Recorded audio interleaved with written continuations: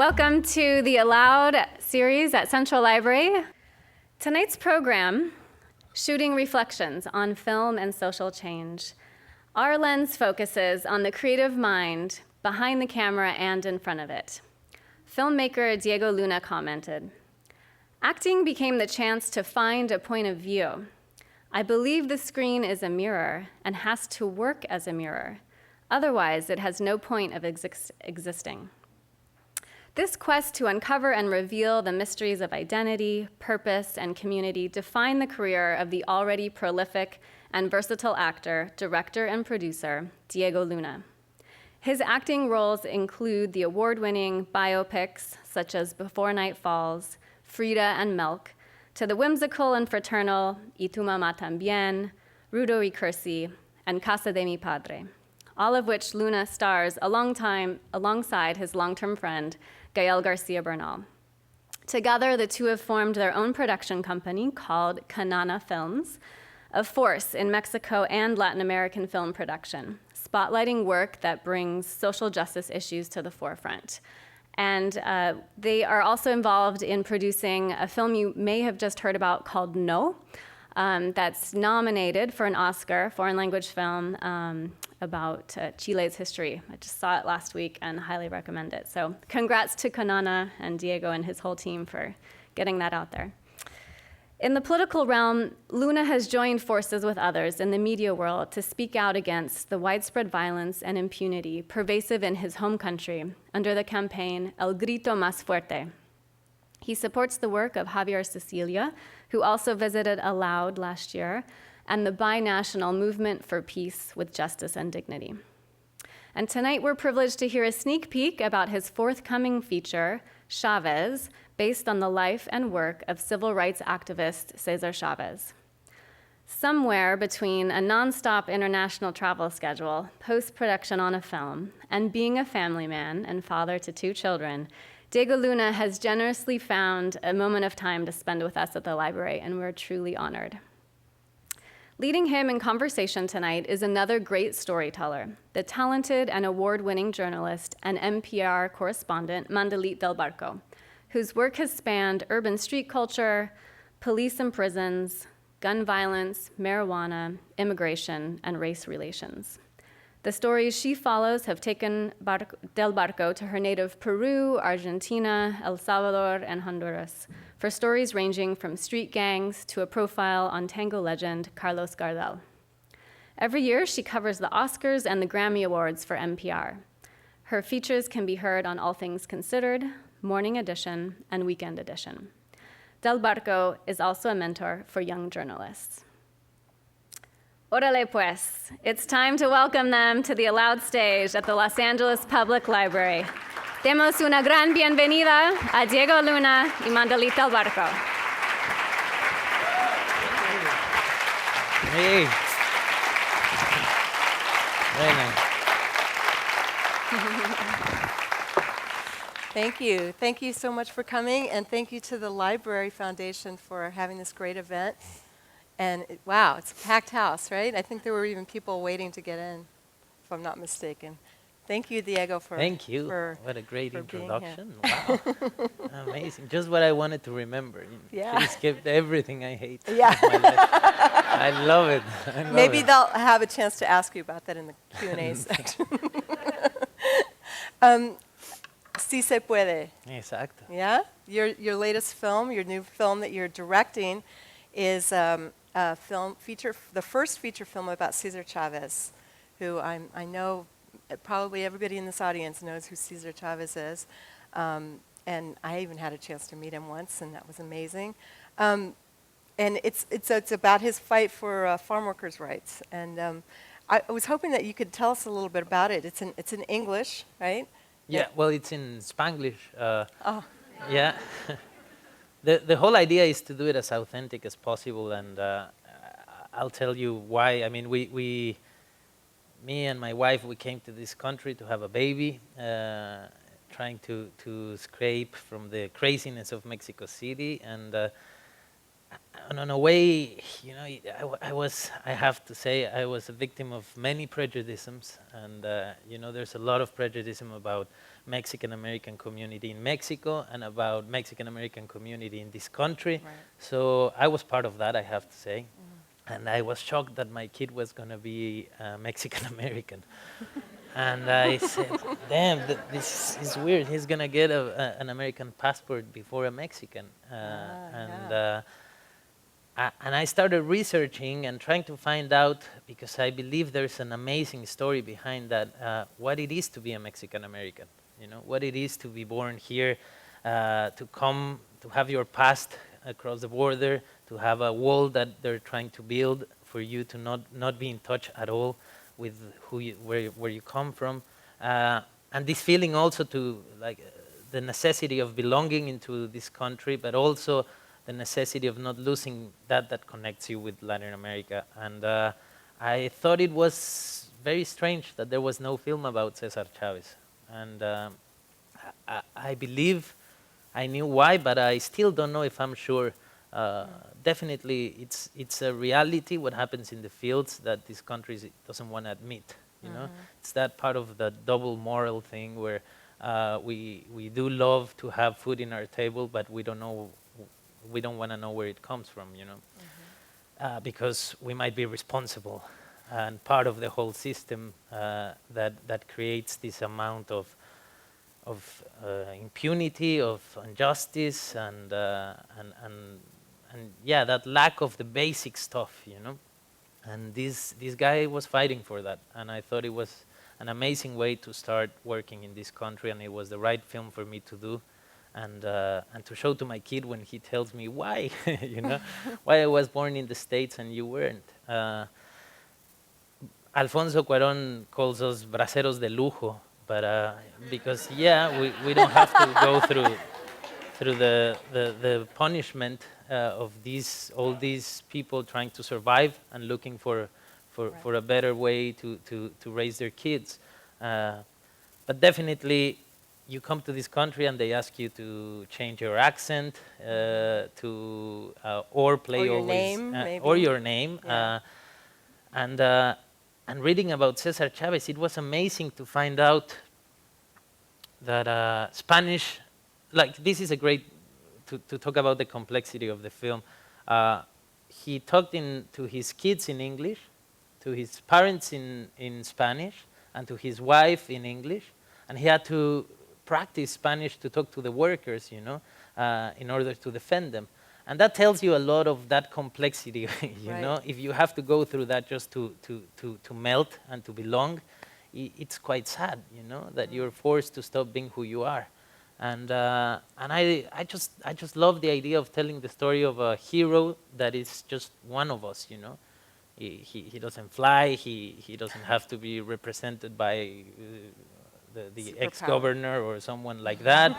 It's just with words, with ideas, and with work, hard work, you know. And I thought, well, it's an amazing chance to talk to the audience and empower the people in this country and tell them it's easy. If there's something you don't like, you can do something about it, because probably there's someone out there that thinks the same way, you know. And it's interesting that you're Mexican coming to this country to tell a story about a Mexican American, and if there hadn't been any, you know, Mexican Americans or Americans who had told that story before. It still makes no sense, I have to say.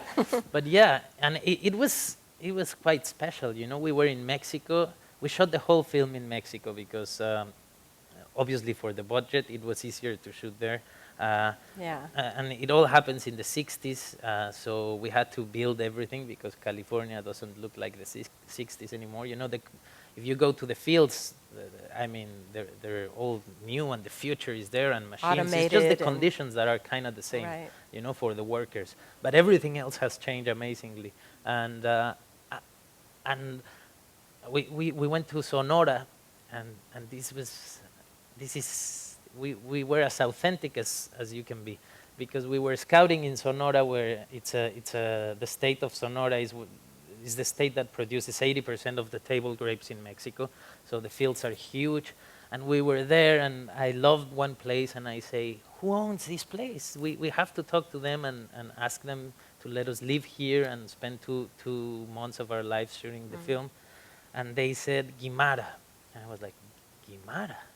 Really? But you have to see the film, but the Guimara family was one of the biggest families he had to fight.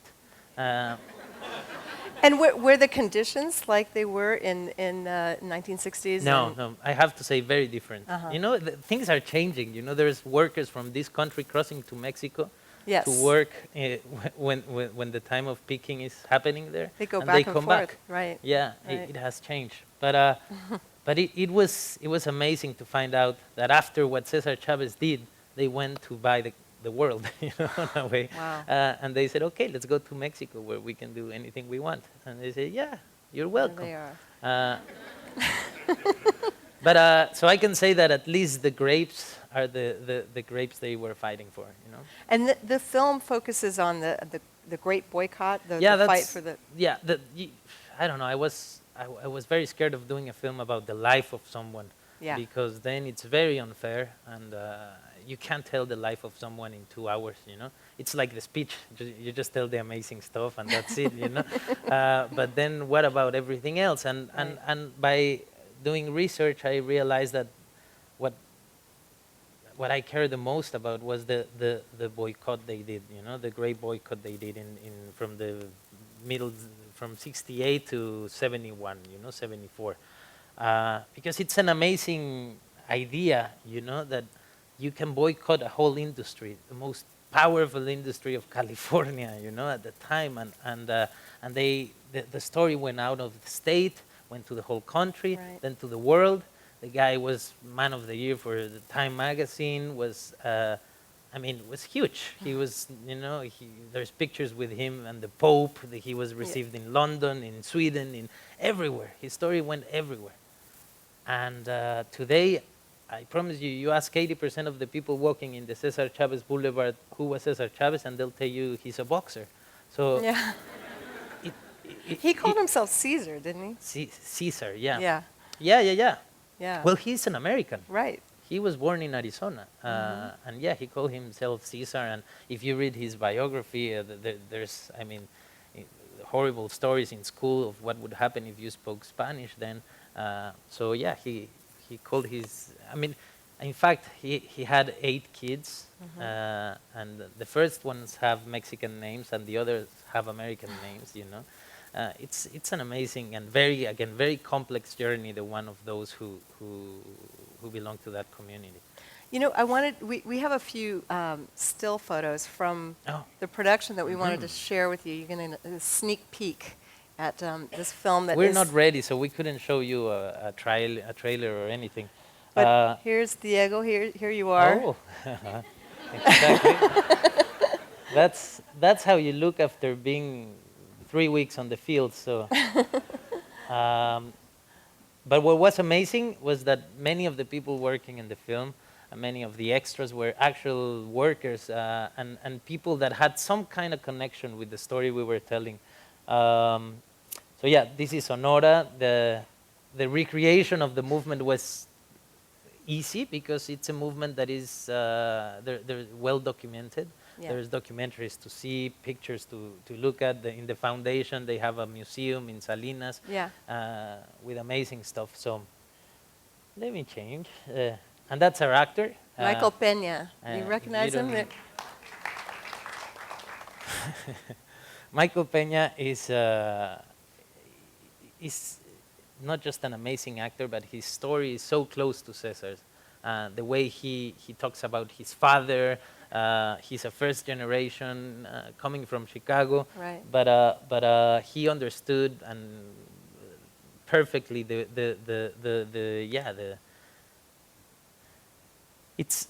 I have to say that playing Cesar Chavez was I believe the most difficult thing that can happen to an actor, you know, because when you play a character like this, you want to be big, you want to be Martin Luther King and have a speech that, you know, gets everyone to cry, and you have them here and be very, and Cesar was a very modest guy, very, very humble, also quite powerful complex. as well. Imagine the guy turned vegetarian. It's. I mean, probably you're not as shocked as I was, but in the guy was coming from a Mexican family where carnes asadas were big, chorizo, everything, and the guy when he was fasting once, he said, I'm going to turn vegetarian Wow. because of his love for animals, but he kept doing carne asadas for everyone, Everyone else. He was, very committed guy. But also, he's a Catholic that did yoga, loved meditating. It's quite Very an interesting progressive, personality, and it tells you about He's a this Californian. community. What are you gonna, I mean, I of guess, course. I guess he is, yeah. Of course. Yeah. So we have, Okay, more. This is him Another again. With well, a- the other actors who are in this, Rosario Dawson, Rosario Dawson plays Dolores Huerta. Dolores, who Mm. lives, Yeah, she's always around. yeah. Maybe one of her kids is here. I don't know. Well, she also had a big task on this film. I'm talking about Rosario because Dolores is such an interesting character, a powerful Was she woman. on the set too? Did you talk to some No, of no, the? no, you can't do that. No? No. Otherwise, that day the film would be about Dolores and not Cesar. It's Oh, like I see. you have Okay. to. Oh. I worked closely with the family. We interviewed everyone. We read everything. But Right. once you're shooting, you have to forget about that. And that's why film. I mean, a fiction film can't be compared to a documentary because it's my point of view and it's what I care from everything I researched and I got from everyone. But no, not on set. No. There was one story where an actor was about to start a scene, and I saw him on the phone. He was playing Gilbert Padilla. His name is Jancy Arias, and he was on the phone and he hung. And he turned to me and said, "You know what? Gilbert said he would never say this." With the cameras and everything. That day That's funny. we prohibited cell phones on set. And this is just a cool picture I like. But Well, America Ferrera is also in. America Ferrera plays Helen Chavez and did an amazing job also. Jacob Vargas plays Richard Chavez. John Malkovich gets to play the grower. Oh, Yeah, wow. yeah. I can't wait to see this film. Me neither. Yeah, it's. When is been- it going to be in the? When is out? it gonna be out? You're still working on it. I hope end of summer. Uh-huh. Yeah, towards then. Towards We're about to lock the editing, and but then we have a lot of visual effects to work on, and the music, and Wow. directing is it's a tough work. So it's tell 3-4 us a- years of your life. And tell us, what have you learned from being an actor for so long that helps you as a director? I mean, it must be you're in control then as a director of everything. Huh? It's a very different experience, Yeah. and I'm glad I did it because otherwise I would have become a horrible actor to work with, because many times actors are trying to direct when they're acting, and it's a complete different story. As an actor, you're a tool of someone else's point of view, and it's about understanding, listening, and then kind of interpreting what someone else would love to say, and you have to live in that place designed by someone else, and sometimes that's amazing and sometimes that's painful. I think also I learned a lot of the terrible directors I've worked with. Yeah. Oh, yeah? Yeah. So what- I'm not gonna say it. No but, names, but no, but it must be hard then to go back to being an actor once you've gotten a little taste of directing, though. No, I think it's fresh air Mm-hmm. because directing is so intense, so profound, and that's why it's so amazing. And I want to do it. I believe for many years, because it's so personal and it's a process of it's better than any shrink, better than any therapy, because you confront yourself with your ideas, and you're the only one from beginning to end there. There's so many celebrations.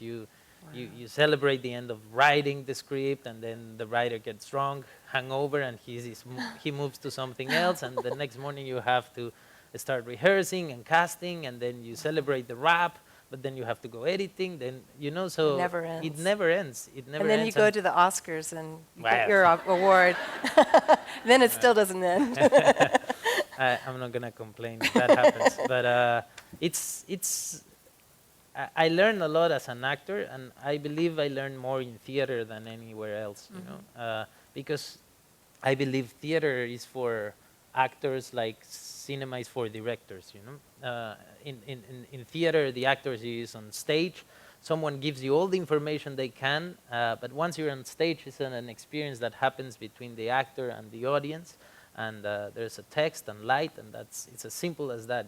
If one day you come in and you're depressed, that depression comes out in the show.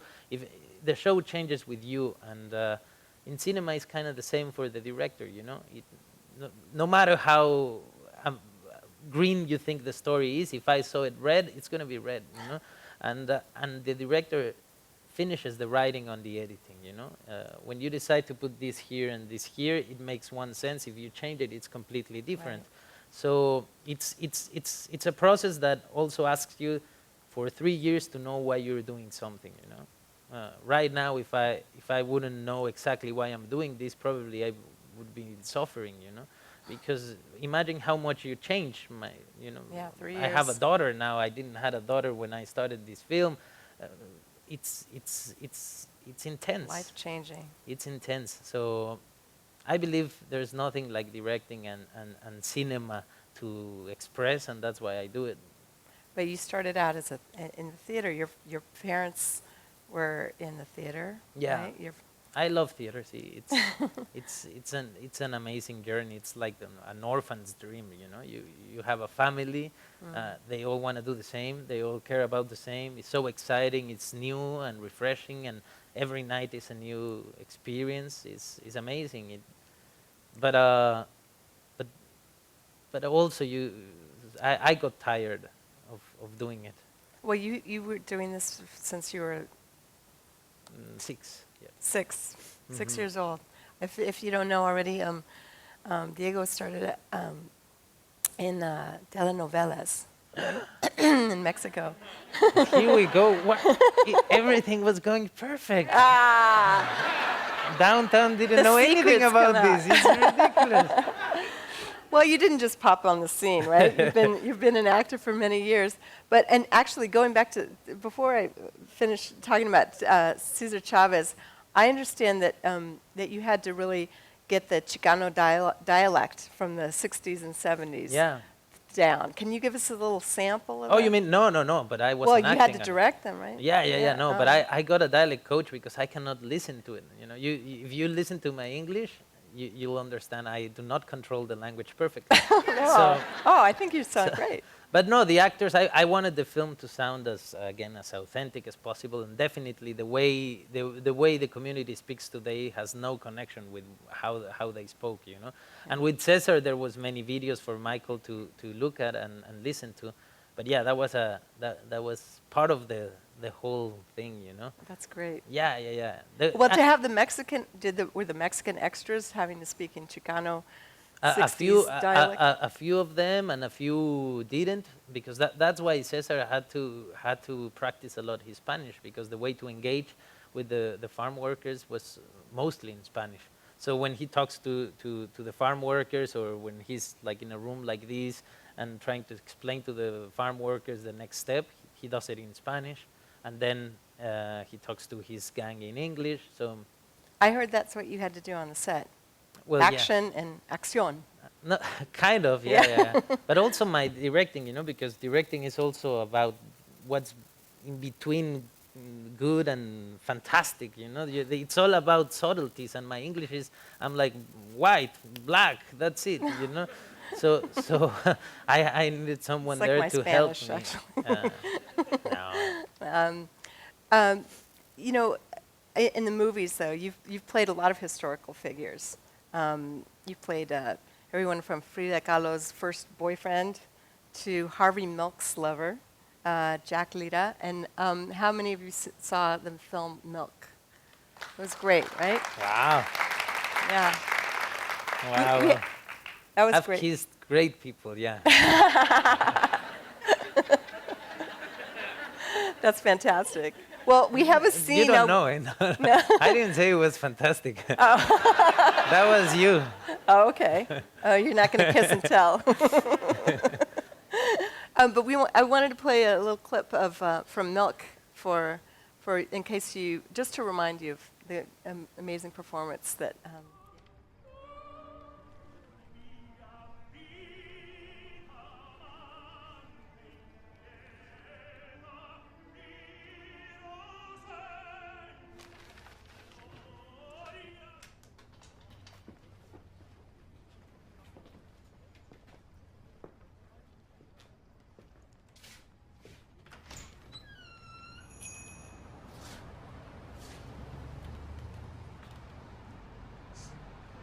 You look more handsome in the poster. Oh, thank you. You know, Palominos are my favorite horse. They're smart, but they're compact and fast. You know, I like that. Wait, you think I'm more like a Palomino or a stallion? You know, with big balls and everything. Oh. Here, let me help you. Here. You okay? Yeah, Here, come in. Here, just lean on me. What happened? I don't know, these boots are too big for me. Oh, well, It's good. So how do you choose your roles, or do they? I mean, for example, this one. How did you decide how to play that character as well? On this one, it was, I have to say, Gus Van Sant, just the chance to work with such a fantastic director, and then everything around obviously made sense, you know, and amazing actors, a fantastic DP, and the whole. But also the chance to do a film like this that had a meaning, and there was a necessity of a film like this to be made, I believe. I love when film find a necessity out there, you know. When we were premiering this, there was they were voting on proposition something. 8. That was 8. Yes. That it was gay marriage, Marriage, and I remember there was demonstrations here in Hollywood. Yes. While we were having the premiere at the AFI, you know, and I don't know, it's. I get excited when there's a chance to say something about the world we're living, you know, instead of just pure entertainment. And then the role was amazing because it's a guy that no one knows, and quite a sad story, but also that I realized that no one really liked him around him, you know, Around Harvey Milk. and to me it was.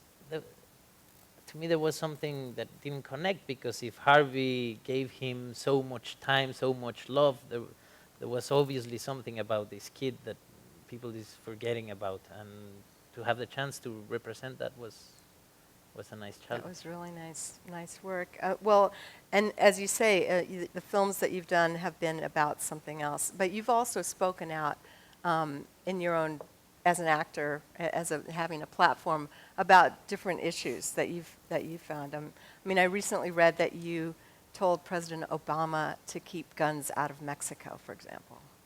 I sent him a letter. You put it as if we were, you know, having that was- breakfast, and I said, "Oh, can I get the milk? And by the way,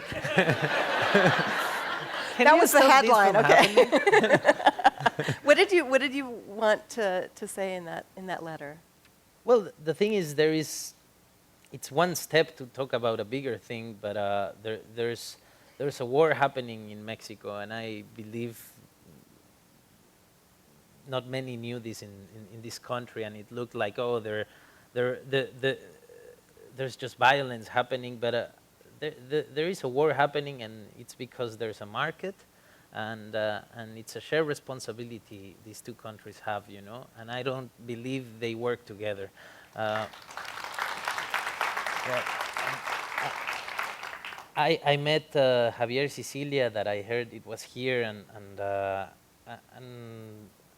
I, after listening to his story and the story of all the others in the movement, all the victims, I realized I had to do something, because I didn't want it to be sitting on those tables, you know, discussing with them. I didn't want it to wait till something happened to me too close to react, and I started working with WOLA, which is the Washington office on Latin America, and they do an amazing work, and nobody talks about it, but there is the gun trafficking is amazing, and it's happening, and it's ridiculous, you know, because there's one thing to discuss is the amendment, and I'm happy to not even get close to that, because I'm Mexican. But the other thing is, if anyone can go to a gun show and buy a gun, and if after 80,000 people have been killed in Mexico, and there's numbers that say that from 70 to 80% of the weapons found on the area where the violence happened came from the States, then there's something really clear that has to be done. You know, there's some that needs to be closed in order for one day to dream about a country that doesn't live under that violence. You know, and the whole idea was just to regulate who buys them and what happens with those guns, you know, and so yeah, we were talking about that, because it's unbelievable. There's some gun shows that, I mean, you need my wife needs a driving license to get a beer, but not a gun, you know. Yeah, I was talking to some kids in South LA, and they told me it just a phone call away to get a gun. Yeah. No background check, no nothing. I mean, in certain areas, you know, that's how people Yeah, get there's guns. the gun stores that run differently, but the gun shows, and 80% of the gun shows happen on the border. So it's like, well, there's a no-brainer there. I mean, this is an amazing business that someone's doing, and there's a very catastrophic thing happening and consequence because of that. So. Have you Anyway. heard back from anybody in Washington yet? No, yeah, I was gonna make a joke, but not. I shouldn't, because yeah, definitely. That's the weird thing I don't understand about politics. You know, when people want to do something but they can't. Yeah, you know, the same with the migration policies. You know, it's like, really, do we have to wait another 4 years? Okay. It's clear that many want to do something, you know, but the structure does not allow things to happen. And it's a huge business, and someone's going to stop making money, definitely.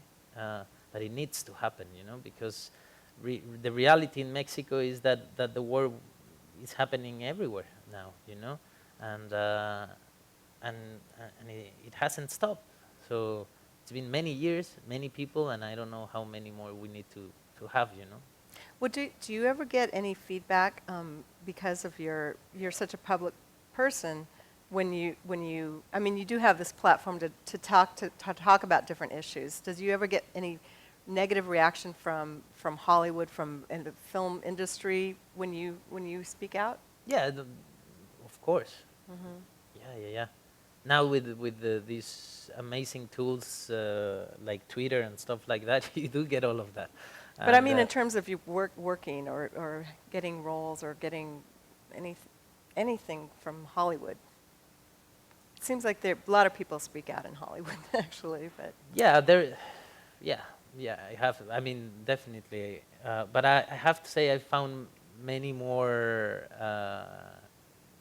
cheers and people wanting to do something than negative reactions. You know, it's not something you have to be on the right, on the left, on the center to agree on, you know. No one wants violence like this to happen, and no one would like to be one of those families, you know.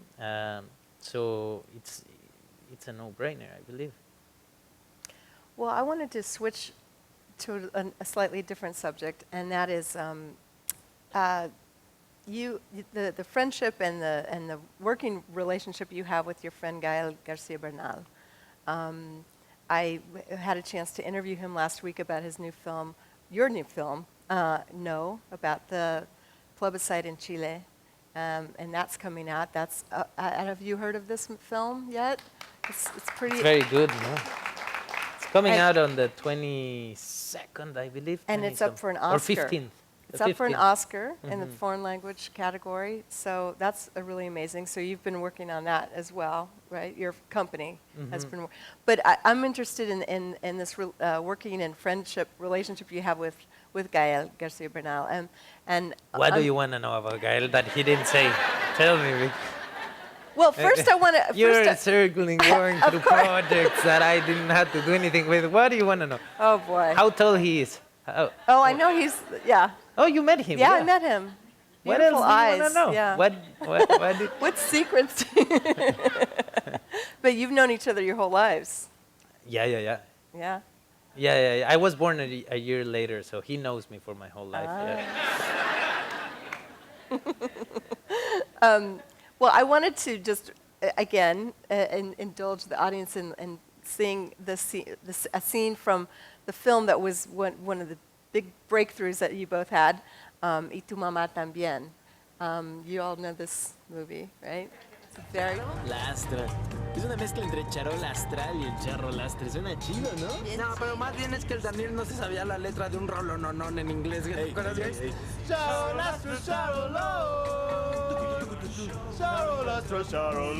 Güey, pero más bien es bien del Saba, güey, que dice que es la charola de tu jefe y el lastre que son los pasponcillos, güey. Pero entonces Daniel y el tal Saba también son charolastras. Sí. Lo que pasa es que ahorita el Saba pues anda más bien clavadón en la investigación de estados alterados para la expansión de su conciencia, el cabrón. O sea, que dentro del misticismo. Nela, las drogas. Sí, la neta es que ya se puso de hueva. El que cada vez vemos menos es al Daniel. Este sí, porque cada vez el puñal se anda saliendo más del closet. Por eso no le queréis ver, mira. No es por eso. No, él es el que anda desafanado, él quiere andar en otros ambientes y todo, pero pues seguimos siendo carnalitos, ¿no? Sí. También está la Pecas. Lo que pasa es que ella nada más es miembro honoraria porque tiene unos novios requefastos. Ay, güey, además no quiso ni firmar nuestro manifiesto. ¿Tenéis un manifiesto? ¿En serio? Ay, contadme. No se puede. Por favor. Lo firmamos con Pero yo no se sangre. lo voy a decir a nadie. No, pero igual no, de esta boca no sale. Tendremos que matarte después. Uno. No hay honor más grande que ser un charolastra. Dos, cada quien puede hacer de su culo un papalote. 3. Pop mata poesía. 4, un toque al día, la llave de la alegría. Bueno, se la propuso el sábado, no hay que hacerle mucho caso. 5, no te tirarás a la vieja de otro charolastra. 6. Puto el que le vaya a la América. 7, que muera la moral y que viva la chaqueta. 8. Prohibido casarse con una virgen. 9, puto el que le vaya a la No, América. eso ya lo dijeron. No, pero no, es que se repite porque es güey, puto el que le vaya a la América. Huevos. Que le va a la América, ¿no? 10, la neta es chida, pero inalcanzable. ¿Cómo? O sea, que la verdad es lo mejor de lo mejor, pero puta, es dificilísimo de alcanzar. Y 11. Pierde la calidad de charolastra, que culero que sea tan culero como para romper con cualquiera de los pinches puntos anteriores. Pues yo creo que vuestro manifiesto, si lo lleváis al Parlamento, puede ser un éxito, ¿verdad? No, estaría chido. So what was the manifesto again? Hard drinking and... I don't remember the whole... Yeah, it was it's- partying, I think, mostly. There's one thing that says... no, I don't remember. I'm gonna skip it. Wait, in this film, were you guys able to improvise in any scenes, or was it very... No, yeah, but it was more on rehearsals that we improvised. You know, the script was fantastically written, but by a 40-year-old. So when 40-year-olds want to talk like kids, it sounds terribly ridiculous. So we had to kind of translate it to a younger voice. So, but yeah, we improvised a lot, but it was always with the presence of the writer there, who's Alfonso. Alfonso is the director. The writer is Alfonso Carlos Cuarón. Cuarón, and so he was always there with us, and yeah. But on set, it didn't happen that much. Do all of you know the storyline of this film? It's just two sexually adventurous friends, a coming-of-age story, Just- all of the above. Two 17-year-old kids. You Exactly. say everything just by saying that. Yeah. So is that kind of like your relationship, you and Gael's? Just Hey, now I know what you wanted to know. Has been ever... I'm still like has kind of. ever been a trip like that between you and Gael? And who's the third? No. It's based on Alfonso's stories. Okay, but So I you're guess gonna what I have mean to- is like this. I mean, you guys are really comfortable with each I have other to on. say that we started working when we were very young, and we believed we were adults when we were 10, you know, and we had a very different and weird kind of life when we were young, and I think we thought when we shot this film, we thought we were making a point on young generations, and that we were being sarcastic about them. But I believe that half the way we realized we were those kids, you know. And Alfonso was too, you know. I remember moments when we would be rehearsing, and the first one would be Alfonso to do this when a cute girl was just walking, you know, and then us, and it was like the charolastras kind of came to us, and we became them, and the whole spirit around this film, it's what I believe makes the film so strong, you know, that we were all on that journey. A few of us, it was the first time, others were repeating it for the third or fourth, but definitely it talks also about being young in Mexico, where you can do things like that, you know, get a car. I mean, if you belong to that part of the society, they can do anything they want because impunity is huge.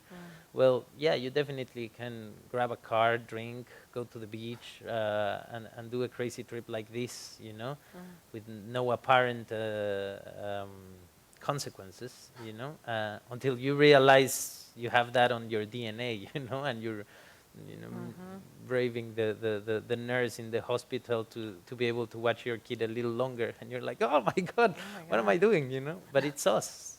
So it's a very honest portrait of a world we knew very well. Yeah. Well, what I liked also, besides that story, is just to be able to see different scenes in Mexico when the camera goes into the kitchen and you see the people just working there, or the whatever, you know, all the different levels of society. I thought that was. We got really a lot interesting. of hate mails saying, why do you show that Mexico? Why do you show Mexico dirty and poor? You shouldn't do that. If you go to the beach, you go to Acapulco or Cancun, and it looks amazing. Wow. And the whole spirit of the film was exactly to be honest about who we are, you know, the good, the bad, everything, because we are that, you know. It's an awakening film in many ways, you know, and it came exactly when the country was waking up also, you know. It was when the first election that actually we believed people vote for someone that then became the president. It happened when we were promoting this film, and I believe, it's a film about these teenagers, but also a teenage country that it was finding his personality and you know, so. Well, your films are always at the right moment, huh? Not all of them, again. You're just mentioning the ones that work. Casa de mi padre. Casa de mi padre, yeah. That was fun. That was a crazy film, yeah. You know, this film is a spoof of the telenovelas, and always, you know, the exaggerated Yeah. And movements and. it's a satire, and for us, acting there was amazing because everything we were never allowed to do, we were asked to do now. Yeah. You know, it was a film about how many mistakes you can do, how much of bad acting you can do, and it was fantastic experience. That must have been fun after having been in all those telenovelas, right? Okay. I did a few. Hey, Yeah. it's fun. You were just a kid then. I was a kid. My father needed the money. Okay, let's change the subject. Well, I wanted to. Going back to Gael, you have a film company together. Yeah. Canana. Canana. Films. Canana Films. Canana Films, and I know you've done quite a number. You've produced several films already, and is that who's doing the Chavez? Is Canana? Yeah, it's Canana. Yeah. So some of the films that he's produced, I don't know if you've seen it. Seen Nombre, about the Mara Salvatrucha gang member who crosses the border by train, right? And Miss Bala, about a beauty pageant queen who gets involved with the narco traffickers. But also, I know you've done some documentaries about the Ciudad Juarez, the killings there of the women who were in Ciudad Juarez. And your production company also has this incredible project called Ambulante, right? It's showing documentaries around different parts of Mexico. Exactly. Like a festival. The idea started because a friend of ours did an amazing documentary, and we were promoting some film, and we said, we should help him, you know. Gael said, watch it, it's amazing. I watched it, and I said, yes, let's do it.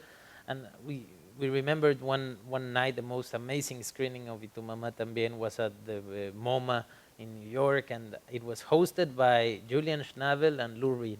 And they would invite you to see a film that if their names weren't there, nobody would go watch. And it was amazing. You don't know who was there. It was like their friends. It was unbelievable. You know, the film was happening here, and we were like this, you know, looking at the faces of everyone, saying this is an amazing idea. So we said, let's do something like it for the film of our friend. And then when we realized the amount of work that we needed to do, we said, let's do it for 10 films, because it's going to take a month of our lives. And then we said, let's do a film festival. But we didn't want it to do a film festival like the ones we go to that are just for a niche, you know, that just a few people can watch, and it's like getting into a bubble where everything is about cinema, but then you go out to the real world and there's no connection. So we said, let's organize more of a rock tour kind of thing, you know. For documentaries. For documentaries. Wow. So the idea is it's a selection. Today we've been doing it for 7 years, and today is 80-something titles that travel to your city and stay in one city for a whole week, you know. And that week you can go to the cinemas, but also to the plazas, to the galleries. We even had a program for jails, you know, where they would just allow us to show 1 or 2 because all of the others they didn't want it. But at least there was some documentaries happening there too, showing there. Sorry. And the whole thing was amazing. It's the healthiest project we've ever done. We started, again, as I said, 7 years ago, and it has grown amazingly. Today there's more than 100,000 people watching this. And it travels around Mexico, and it's a very interesting thing, because for many years people and distributors would say, you know, no one wants to watch documentaries. There was no way to get them out, you know. It's not like other cities, you know, Mexico City. Mexico City has 1 or 2 places where they specialize in documentaries, but the whole country it was empty, you know, and it was virgin. And we decided to move this around, and now there's like another 5 festivals. There are cinemas that are showing them for the whole year. It's quite an amazing event. Well, we have a little promo tape to show you, just to get a flavor of what one of these festivals is like. Can we take a look?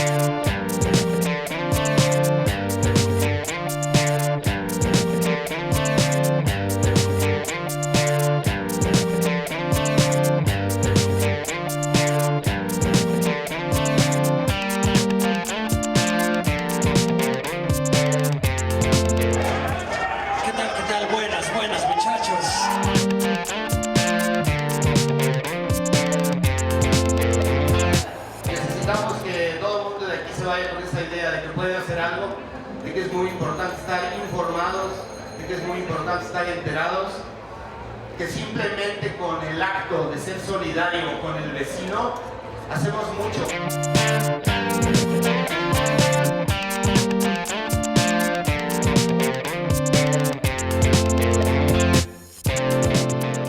Ojalá se puedan acercar pues a las giras de Ambulante, que están buenísimas. Realmente lo disfruté precisamente por eso, porque pues poder tener acceso a estas otras realidades te abre los ojos. Yo creo que el deseo de todos nosotros en este momento es que podamos abrir los ojos, de que nos demos cuenta de que esta es una realidad impuesta, que no existe, que nuestra potencialidad como humanos va muchísimo más allá de lo que nos han dicho, ¿no? Que podemos explotar, que nuestro corazón puede vivir brillando permanentemente en el amor.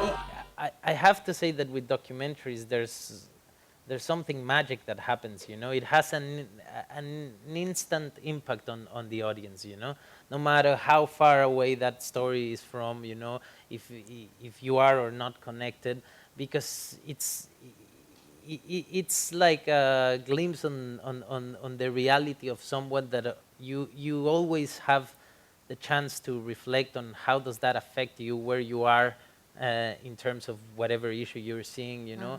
And because cinema also should be seen like in a proper place, you know, where you sit down and you're asked to turn your cell phone off and spend an hour and a half looking at a screen, you know. And if you do it that way, there's no way to run away, you know. There's always a reaction, and documentaries start debates, you know, reflections. It's a tool of change in many ways, you know. What are some of the themes of the documentaries that you've had? Well, today we have many sections. We have one that is called Dictator's Cut, that is all about censorship, either things that have been censored or that reflect on censorship.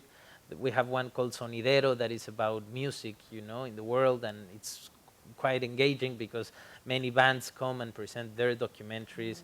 Every year it changes, you know, and we have an amazing team working behind this. It's like it has grown, and it's a different office now, and it has been taken by the audience and by those who make it, you know. Why don't you bring it to LA? We've been here. We've been. There's a selection at the LA Film Festival. Oh, the film festival, yes. They normally, at least that happened 3 years ago, I think. They presented like the 7 Mexican documentaries we had, and we did a little selection for them. And it's been traveling around, and well, too bad we couldn't play the clip. It's just the clip shows just a huge tent or a hangar or something. That's something that we started doing last year, which is there's a festival, a music festival called Vive Latino in Mexico, that it's attended by thousands, and we have a tent there now where we just present stuff that is about music, and in the best cases is presented by musicians, and it's an amazing chance for those who are part of the crowds looking at your star over there jumping and singing. Then suddenly they come into a place like this and they have a chance to chat and to see who they are and what they care about.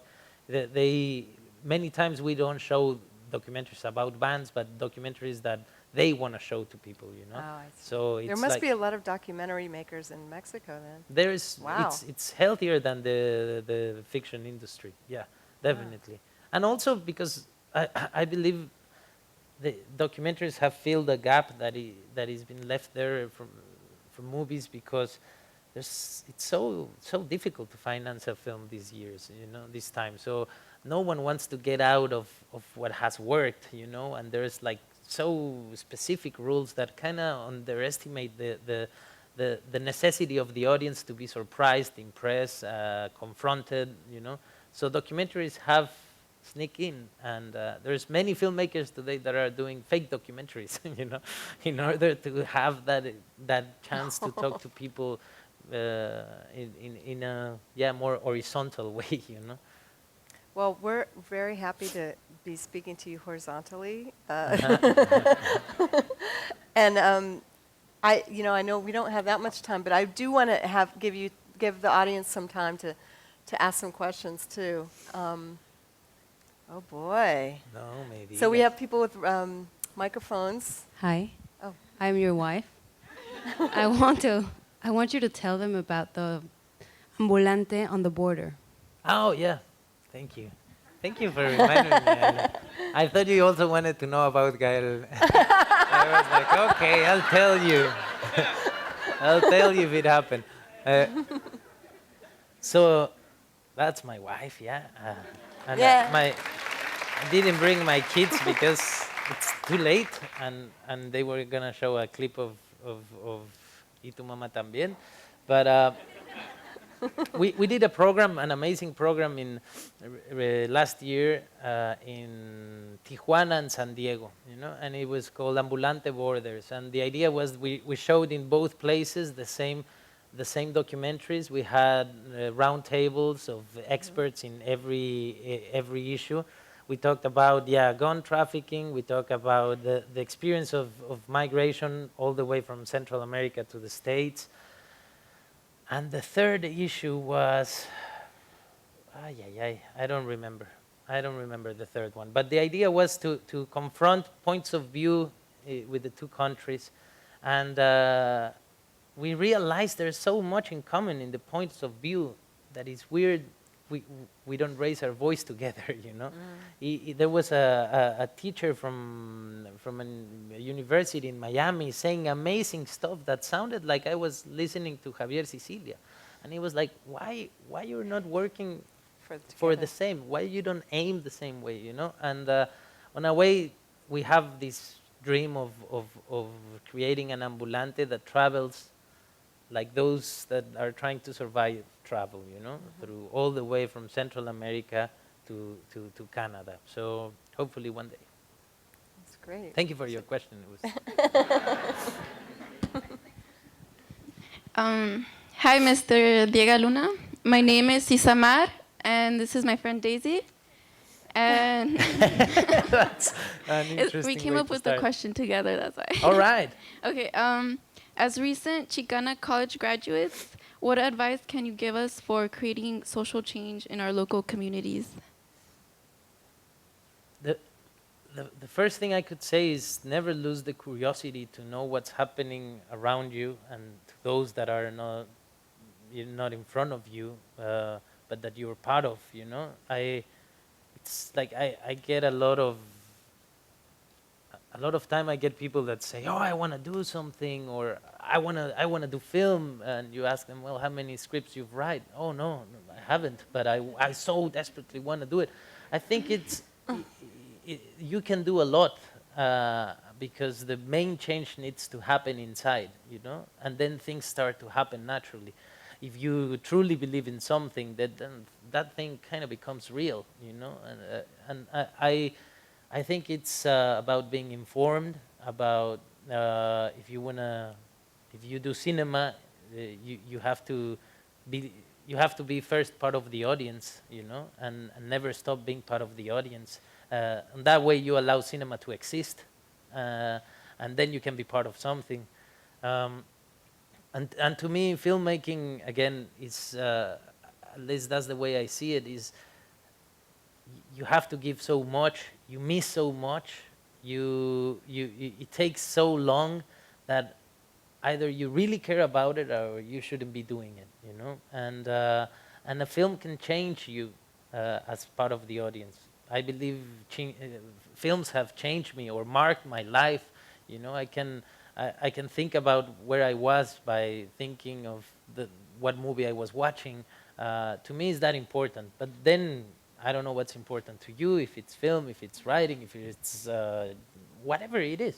If it's been apparent, you know, that's the biggest thing you can do. I mean, you can actually change and design the reality of someone. That's amazing. That's I like that's that. a big thing. So yeah. Thank you. Hi, over here. Okay. Hi, I'm Michelle. I'm actually Filipino American, and I see a lot of parallels with our experiences.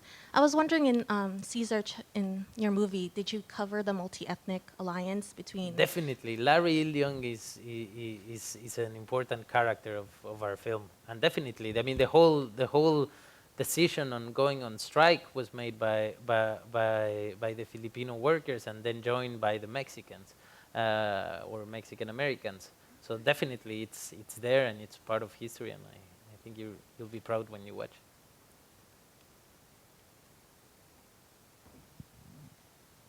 Good evening. I've seen your films, and I love that film Cometa that you were in, about 20 years ago. It's a beautiful film. I happen to have known Cesar Chavez, and I was at his funeral.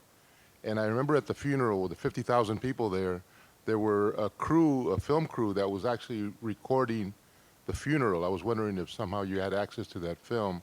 And then the question I have basically is more in terms of the Chicano music. How are you dealing with the Chicano music? Because that was a big part of the movement.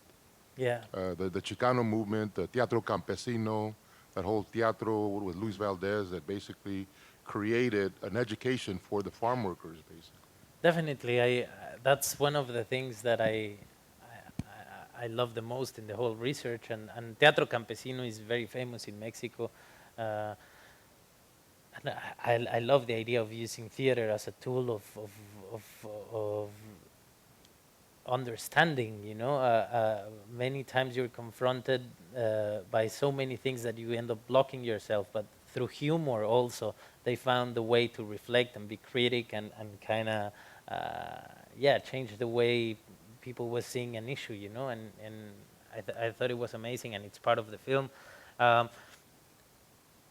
The thing about the music, and that's also part of the complexity I hope I can bring to the film, is that if you go through the music that Cesar Chavez was listening to, you also find more jazz than anything else, for example.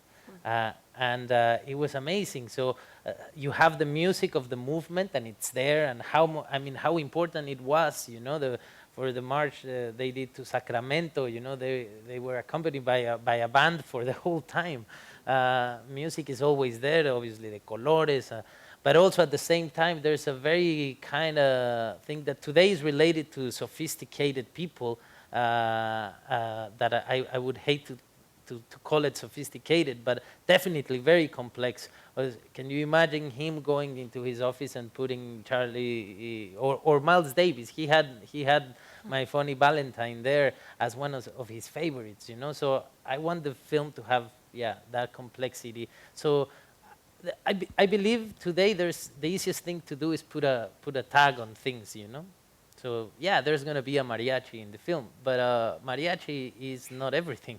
In fact, when the mariachi comes, it's great for 5 minutes, but then you want to get rid of it because it's so loud.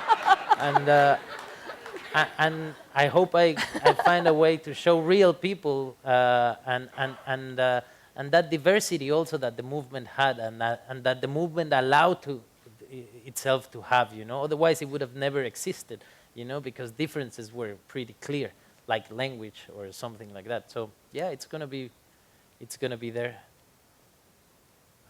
I have a question about something you said earlier about why it is the case that documentaries are easier to make today because it costs a lot of money to finance a feature film and so on. Wouldn't you also argue that the real reasons documentaries are being made is because there's a crisis of journalism in not just here, but in many parts of the world? If journalists were really doing their job, we wouldn't need WikiLeaks, we wouldn't need all these documentaries, we wouldn't need all the leaks and the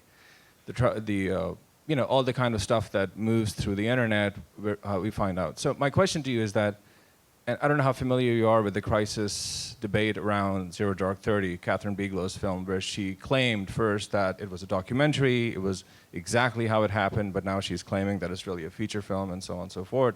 So when you take a historical figure like Cesar Chavez or Malcolm X or what have you, and realizing that most Americans learn history through cinema, like it or not. I teach history, and most of my students, when I ask them why are they bored with history, they say it's just boring. And when they do engage with history is through television or through movies. So my question very quickly to you is that I'm anxious using the term the responsibility of the artist because that's a code word for censorship. But when you make a movie about a historical figure, realizing the world in which we live, how do you position yourself? What are the questions you ask yourself about not just this particular movie, but about using actual documents and to fictionalize them? What is that space between actual history and fictionalizing it? I guess that I'm gonna divide into the answer, because the first thing is I don't necessarily agree with you that that documentaries have grown because of the absence of a strong journalist movement or not movement, but whatever, situation, action, realidad. I think you can't ask a documentary to be objective. You know, there's always a point of view behind, and there's always a very personal and intense necessity. Otherwise, it's called, I don't know how you say reportaje in English. Reporting, or which is different. When you go and see a documentary, there's a lot of yeah, even the style takes you somewhere else, you know. And to me, I don't think cinema should carry the responsibility of informing. I think it can start a debate, it can raise a question, but then it's up to you to go there and go deep, you know. No one in 2 hours can explain anything, basically. There's no way you can understand completely and profoundly an issue in 2 hours. There's no way. And if you don't have that necessity afterwards, that talks about, that talks poorly about you as part of the audience, you know? So my point, when I talk about the responsibility, I think the biggest responsibility is in the audience. And I believe I'm part of that audience before I'm a filmmaker.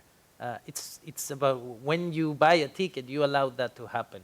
When you talk about a film, when you recommend a film to someone, you make that thing exist, and you give it you're giving it the weight that you're talking about. But I don't think film can come and become something else. It shouldn't, you know, because also film it's an escape for the audience for many things. I kind of stop thinking about what's happening here, and I put my attention into someone else's voice. Then I go back and I start a conversation with that voice if it mattered to me, and if not, I'll forget, and that's it. But I think that today you can read a lot, you can find a lot of I don't feel that lack that you were talking about. I think we are in a very, very interesting time where you can actually decide who feeds you with information, you know? It's in countries like this is more people than in countries like Mexico, where probably not more than 20% of the people have access to internet, but it's getting there. And you can be the own editor of whatever you read, you know. You can choose who you read. And I think it's much better than when I was 15 years old. At least there was just two ways. There was a thing called Excelsior and another called Ovaciones. And that was it. That was your access to information, you know. And today, no one buys newspapers in Mexico, and it's very sad, but also because newspapers haven't grown into something else. But if you get connected in the web, you can read amazing things. I have to say I disagree. We have time for just one more question, I think. Damn, one or you two? have the last one. La última pregunta. It's tough, Very good. Gracias, Diego, por visitarnos aquí en la biblioteca. My question to you is, well, first, thank you for the work that you do through your production company in bringing important stories to the public. And that leads to my question. Have you encountered any difficulties or challenges in Hollywood in terms of bringing these stories to a broader audience? And the context for that is Argo, is the example that I'm thinking about of whether you think the story of the Mexican American should have been portrayed by a Latino, or what your take on that case was. I'm not going to talk about that case. I think you already said enough, but I can tell you our film wasn't financed in this country. When we tried to finance the film here, we didn't find enough interest in our film. When we went to studios, they asked us who was going to play Cesar Chavez, and obviously, I'm not going to say names, but we said it needed to be a Mexican American. You know, we couldn't change that. And they got disappointed, and they said, no, go do the film, and then if we like it, we'll buy it, but go do it yourself. And I understood many reasons why the film have never been made here, you know. But the amazing thing today is that you can do the story of Cesar Chavez with money from Mexico, and then other people join at the end. And today we have, for example, behind the film, an amazing company called Participant Media. They do amazing films, and they care a lot about the issue, and they want to get it out. But probably if we would have to wait for the 100% of the money to get it here, we'll be talking about a script that one day will be made, you know. So we decided we were going to shoot under certain kind of conditions that allow us to make the film, you know. And today we're very proud of that, and struggling again on. We learned to do film in Mexico, where paradoxically there's an amazing freedom over there to go and do something, you know. For a few, that's what's terrible, you know. For just a few, but those few can do anything. We built a company in 7 years. We've done more than 15 films. We have a film festival. It's complete freedom for us, you know. The thing is, the balance in our country is terrible, and the reality for a few is amazing, and then others have no opportunities. But I believe for film today, there's no way to think about nationality. You know, there's no. It's not countries doing films; it's people doing film, and that's very. I mean, that gives me a lot of hope. You know, because I was shooting a film about a Mexican with money from France, and someone over there cared about what's happening here, and that's unbelievable. That gives me hope, and I believe I'm going to be able to do this for a long time, you know, because no one today is going to set the rules, you know. Today, getting your film to be watched is it's in your hands, you know. And I truly believe this. I hope I don't come here next year crying and saying I was an idiot by saying this. But so I don't know if that had anything to do with the question you made, but this is a good feeling. So thank you that's so it? much. No, Yeah. I have to say something. Oh, okay. One more thing. I have to now. I mean, sorry. Yeah, I'm gonna let you go right now. But I do have to say that I thank you so much. Thank you. First of all, and I thank the library for this, because this chance to have an encounter with you is amazing. I hope next time the Q&A takes 3 or 4 hours of our time, so everyone gets to say something. And you should join the Library Foundation, yes. because Read it's amazing book. what they do. And thank you very much. Thank you. Hopefully we'll be here soon with. And we'll be more of waiting the to film. see Cesar Chavez, still unnamed. Still film. unnamed. But Chavez is called Chavez. today, but we don't want people to think they're gonna see the story of a Venezuelan. So I don't know if I'm gonna change it, but thank you. Thank you so much. Thank you. Thank you.